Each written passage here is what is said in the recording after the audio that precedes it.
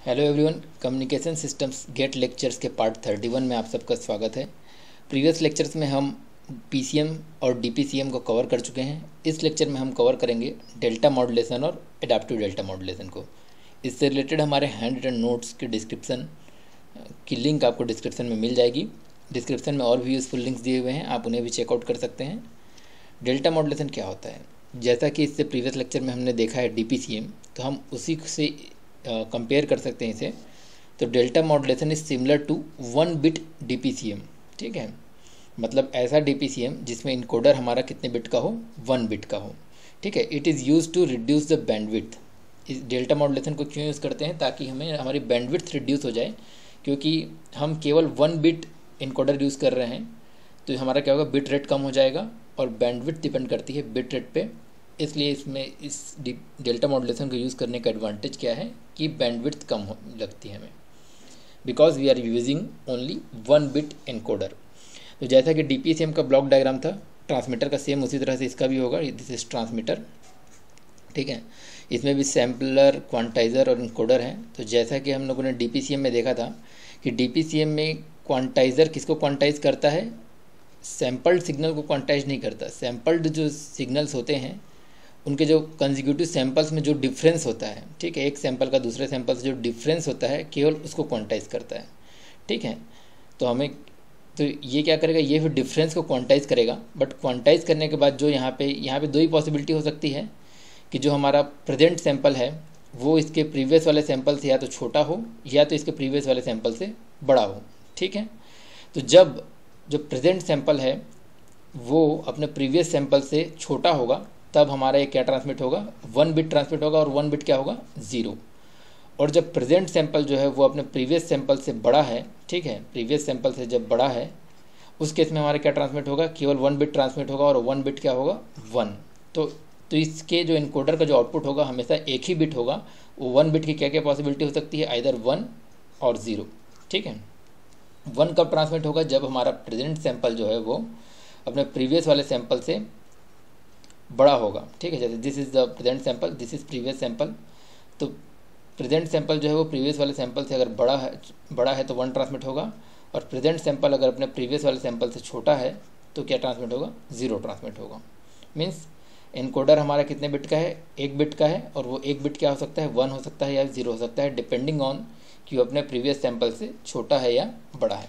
ठीक है, इसका रिसीवर भी सेम डीपीसीएम की तरह ही होगा, बट इस केस में डिकोडर क्या होगा, 1 होगा या 0। डिकोडर क्या होगा, 1 बिट डिकोडर होगा। ठीक है, क्योंकि इसके इनकमिंग जो सिग्नल होगा या 1 होगा या 0 होगा। इस पर हम लोग क्या करेंगे, जो भी यहाँ पे प्रेजेंट सैंपल है उसमें या तो 1 स्टेप साइज हम ऐड करेंगे, ठीक है, या फिर 1 स्टेप साइज हम माइनस करेंगे।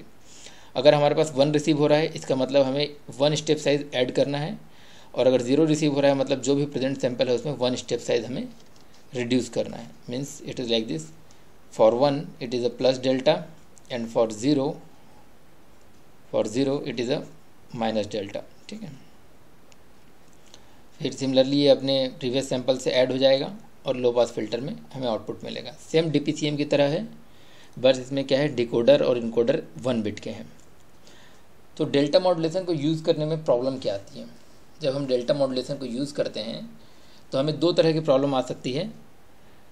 एक है स्लोप ओवरलोड डिस्टॉर्शन और दूसरा है ग्रैन्युलर नॉइज़।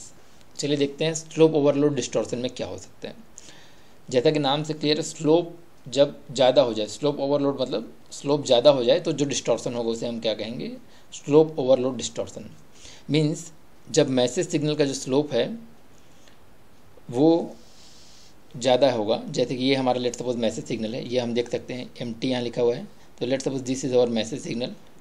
तो ये अगर इसका स्लोप बहुत ज़्यादा है तो क्या होगा हमारा, और स्टेप साइज़ इसके कंपेयर में बहुत कम है, स्टेप साइज़ जो है डेल वो इस स्लोप के कंपेयर में कम है। तो हमारा जो सैम्पलिंग इंटरवल है जो TS, एक TS में हमारे पास क्या हो सकता है, केवल एक स्टेप ही चेंज हो सकता है, प्लस डेल ही हो सकता है। ठीक है, तो एक जो सैम्पलिंग इंटरवल है दैट मीन्स TS में टाइम में केवल ये डेल इंक्रीज कर रहा है। ठीक है, बट मीन्स आउटपुट डिकोडर में क्या हो रहा है, केवल 1 टाइम इंक्रीज हो रहा है डेल। बट रियल में जो मैसेज सिग्नल है वो तो हमारा स्लोप ज़्यादा है, तो उस टाइम ड्यूरेशन में क्या हो जाएगा, क्या है, ज़्यादा चेंज हो चुका है, डेल से बहुत ज़्यादा चेंज हो चुका है, ठीक है। यहाँ भी यहाँ पर जो टाइम पीरियड जो टीएस है उसमें यहाँ पे कितना चेंज हो सकता है, डिकोडर में आउटपुट में केवल डेल चेंज हो सकता है। अगर 1 आ रहा है, जैसे देख सकते हैं यहाँ पर 1 1 आ रहा है, तो हम क्या करेंगे, केवल प्लस डेल करते जाएंगे। तो इसमें जो चेंज हो रहा है टीएस टाइम में आउटपुट में, वो कितना हो रहा है, केवल डेल।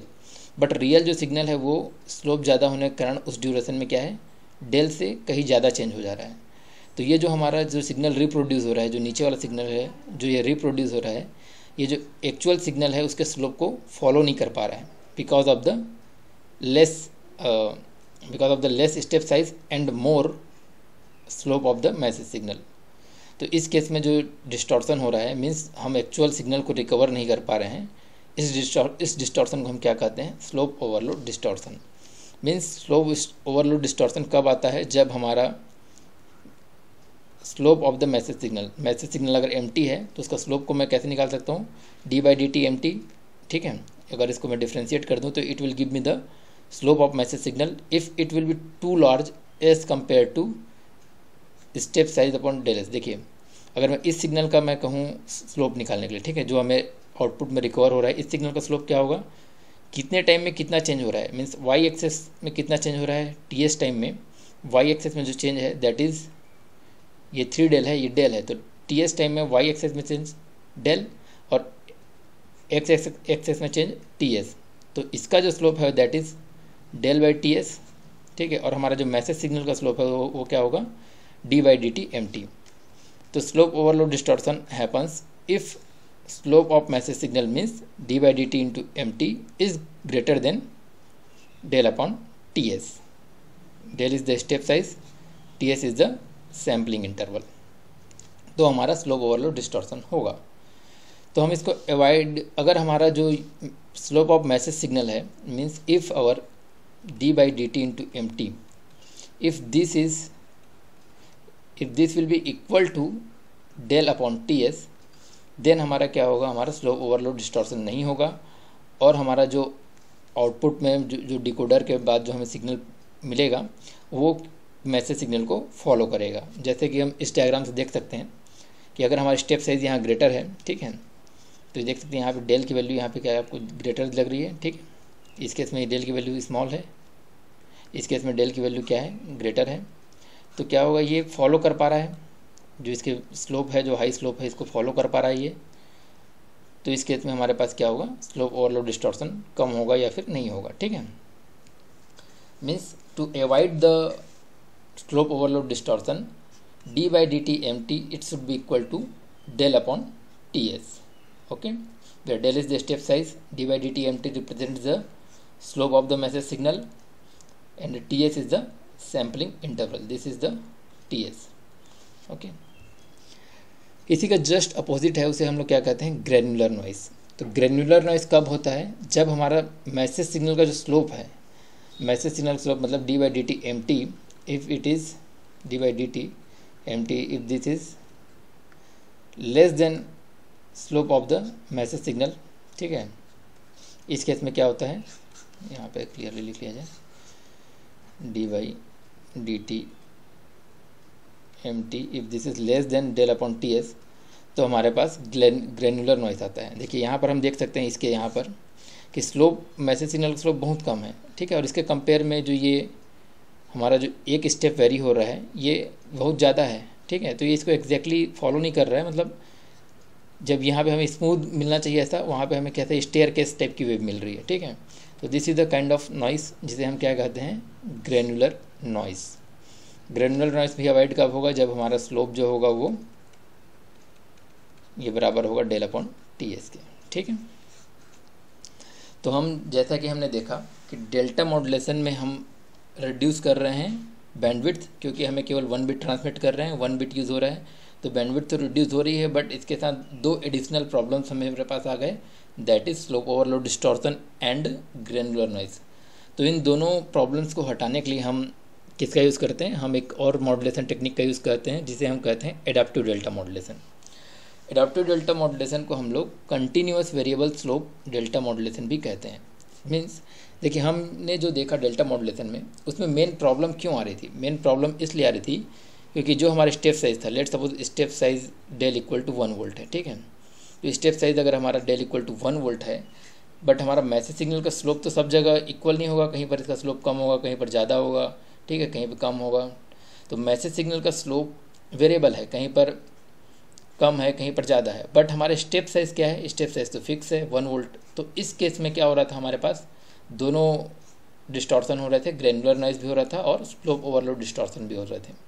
बट अगर हम किसी लॉजिक के द्वारा जो ये step size del equal to 1 volt है, इसको भी वेरिएबल बना पाएँ, इसको भी वेरिएबल बना पाएँ जो वेरी करे according to the slope of the message signal, तो इस लॉजिक को हम क्या कहते हैं, adaptive delta modulation. Means adaptive delta modulation में जो हमारा स्टेप साइज डेल होता है, इट विल बी प्रोपोर्शनल होता है, ये प्रोपोर्शनल होता है slope of the message signal, ठीक है।